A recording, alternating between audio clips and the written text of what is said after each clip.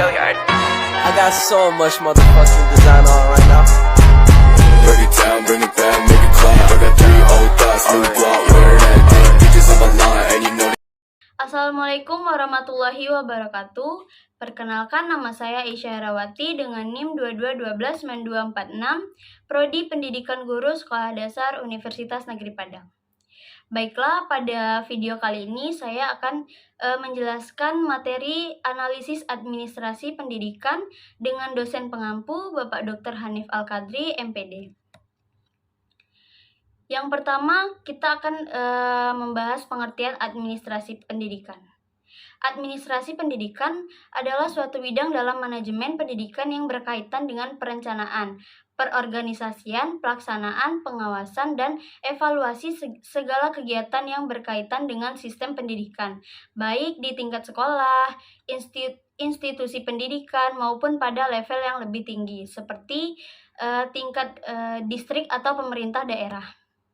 Pengertian itu diperkuat oleh Nawawi. Secara etimologis, istilah administrasi berasal dari bahasa Latin yang terdiri atas ad yang berarti kepada dan ministro yang bermakna melayani. Dengan demikian, administrasi dapat diartikan sebagai pelayanan atau pengabdian terhadap subjek tertentu yang dalam konteks pendidikan berarti melayani penyelenggaraan pendidikan. Dapat disimpulkan bahwa administrasi pendidikan adalah berbagai tindakan, perilaku, ilmu, dan praktik dalam pengelolaan segala rangkaian kegiatan, serta proses pengendalian usaha kerja sama sejumlah orang-orang dan sumber daya lainnya untuk mencapai tujuan pendidikan secara sistematis yang diselenggarakan dalam suatu organisasi atau lembaga pendidikan tertentu. Yang kedua, kita akan membahas fungsi dan proses administrasi pendidikan.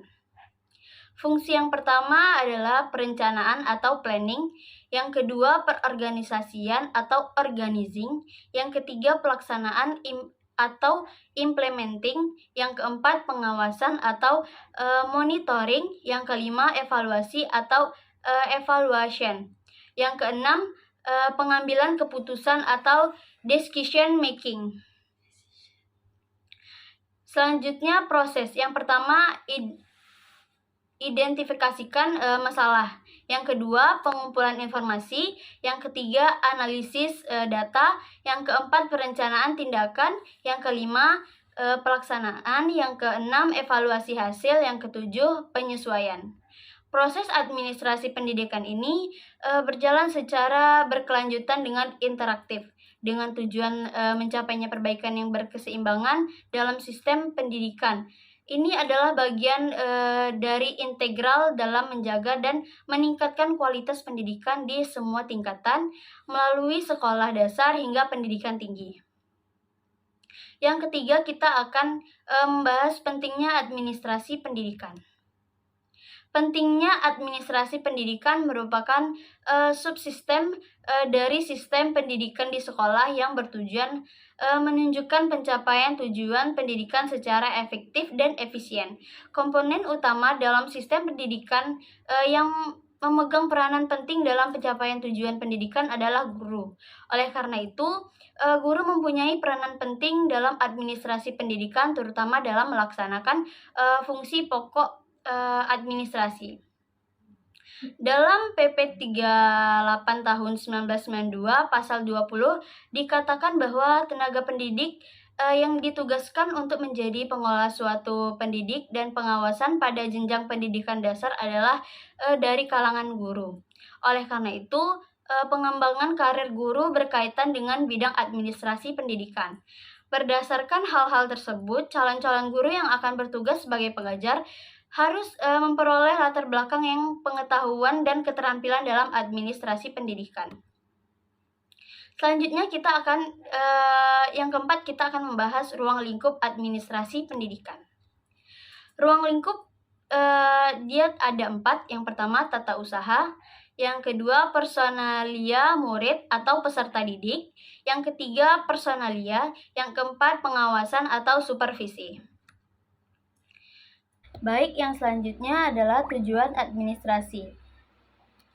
Di sini ada 4 tujuan administrasi. Yang pertama, untuk mencapainya aktivitas produk. Yang kedua, efisiensi melalui aktivitas administrasi pendidikan.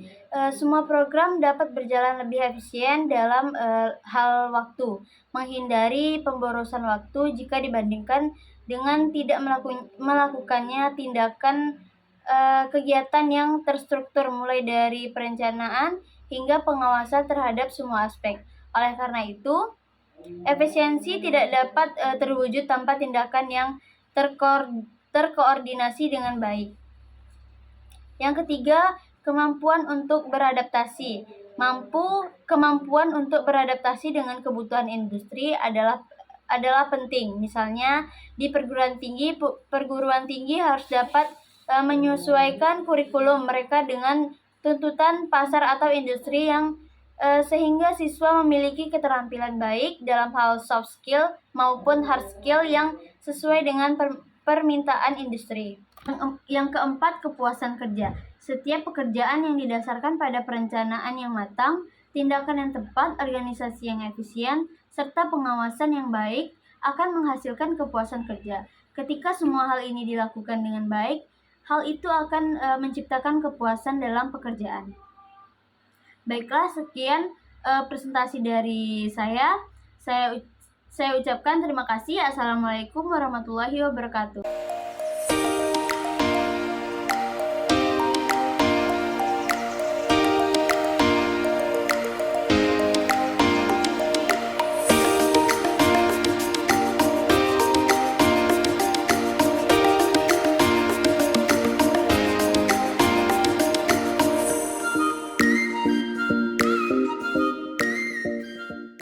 Audio Jungle.